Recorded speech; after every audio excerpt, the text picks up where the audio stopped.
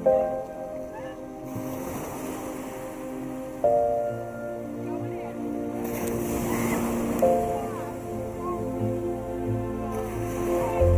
April 2016, I was working in retail. I had just gotten off work and I was on my way to a friend's house, and we were setting up the backyard for a little bonfire.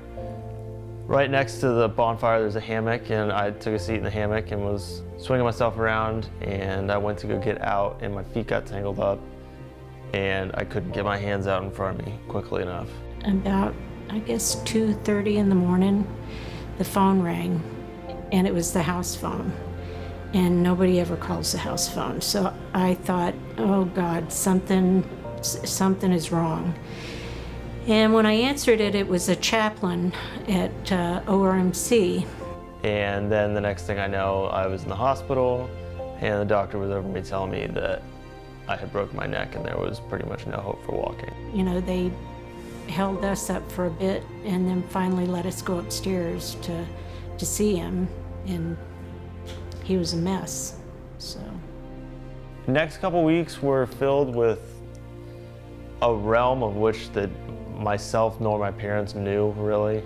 You're kind of just getting badgered by everyone and everything, and you're trying to take all the information you can in and decide what's pertinent and what isn't. I was at that point, the doctor told me, he was like, there's no hope for pretty much, your prognosis for the C5 injury, spinal cord injury, is that you're not gonna have much below your neck.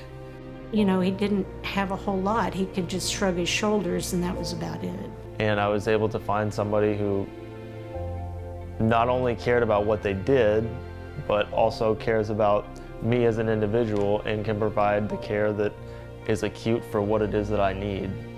And that was huge. It's just nice to have someone that understands.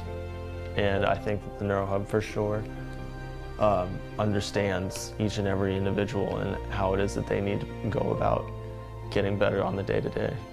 You go from no hope to a lot quick. Our experience here has been awesome. Sam's happy to come. He loves Doro. It's, you know, he gets personalized attention, you know. They cut up and laugh and have a great time, and you know, he's made progress. We've got videos of him picking up blocks and stacking dice, and you know, he's able to do things with his arms and his shoulders, moved out of a power chair into a manual chair, and his shoulder blades are getting stronger, his biceps, triceps. Doro found that he had that, so our experience has been great. A C5 spinal cord injury is said that you're not supposed to have your triceps come back. And I remember sitting with Doro in the room and her telling me that my triceps had flicker traces, and I thought, no way.